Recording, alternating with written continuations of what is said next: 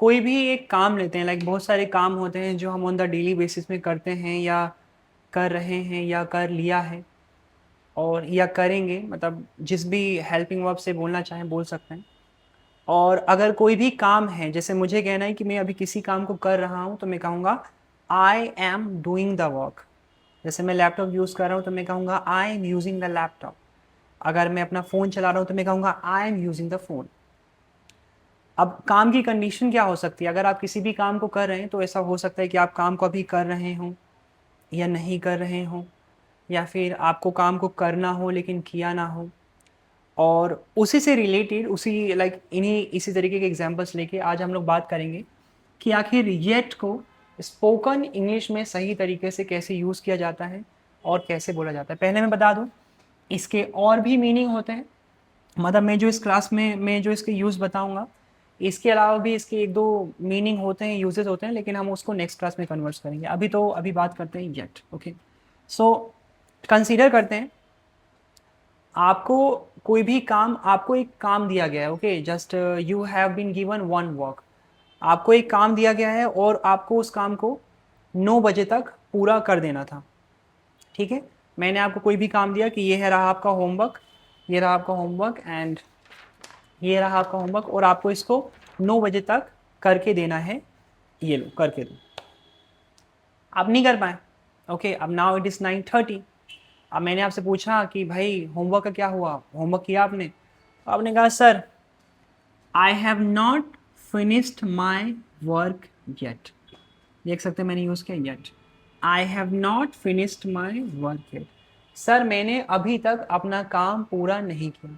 तो येट का मीनिंग है, येट से आप बताएंगे कि अभी तक, like right now, until now, till now, आपने अभी तक आपको जो काम दिया गया है वो पूरा किया या नहीं किया। आप येट लगाए बिना भी बोलेंगे तो उसका मीनिंग होगा काम पूरा नहीं हुआ, है ना। जैसे आप मात्र ये भी कह सकते हैं I have not finished my work, लेकिन येट से आप ये बता देंगे कि अभी तक वो पूरा नहीं हुआ।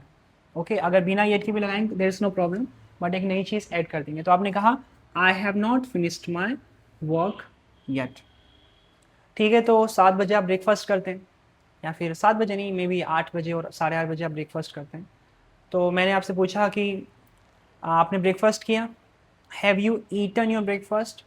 तो क्योंकि 8 बजे आप ब्रेकफास्ट करते हैं, लेकिन नाउ इट इज़ 8:20, 8:20 हो गए हैं और आप अब लेट हो गए हैं। तो आपने कहा कि यार सर ब्रेकफास्ट नहीं किया मैंने अभी तक।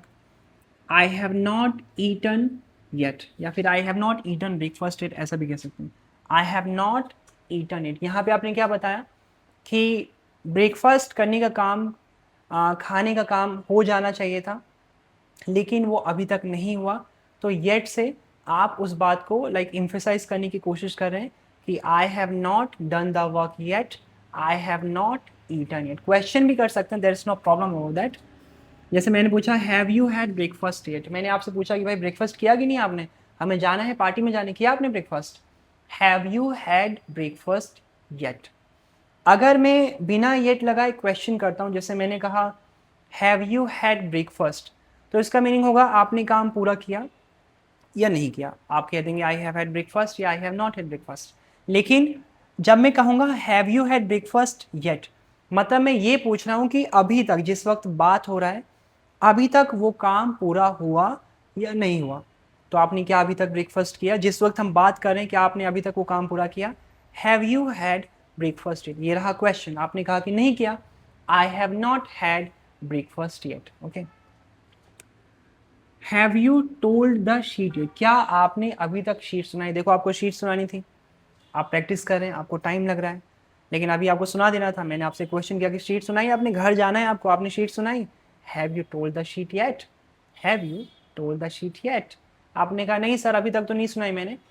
I have not told the sheet yet. Okay, answer के तौर पे आप कहेंगे आई have not told the sheet yet, कि सर मैंने अभी तक शीट नहीं सुनाई। अब मैं प्रैक्टिस, हो सकता है आप प्रैक्टिस कर रहे हैं, maybe you are doing the practice, आप बैठे हैं लिखने की कोशिश कर रहे हैं बस। But main point is that कि जो काम हो जाना चाहिए था, आपको करना था टाइम के अनुसार, वो आपने नहीं किया। तो आप येट लगा के बोलेंगे सर मैंने अभी तक काम पूरा नहीं किया, आई have not finished my work yet. या फिर टिल नाउ भी कह सकते हैं कह सकते हैं सॉरी फॉर दैट। येट कह सकते हैं, I have not finished my work yet, I have not had a bath yet, अभी तक नहाया नहीं हूँ मैं। आई हैव नॉट ईटन पानी पूरी वाटर बॉल्स, या फिर I have not talked to my friend, अभी तक मैंने बात नहीं की, मेरा दोस्त गुस्सा हो रहा है, मुझे उससे बात करनी थी लेकिन मैं कर नहीं पाया। येट का मीनिंग ये भी हो सकता है कि आपने काम करना शुरू कर दिया है और वो अभी तक पूरा नहीं हुआ, दोनों मीनिंग हो सकते हैं। एक तो ये हो सकता है कि आपने काम पूरा ही नहीं किया, ना शुरू किया ना पूरा किया।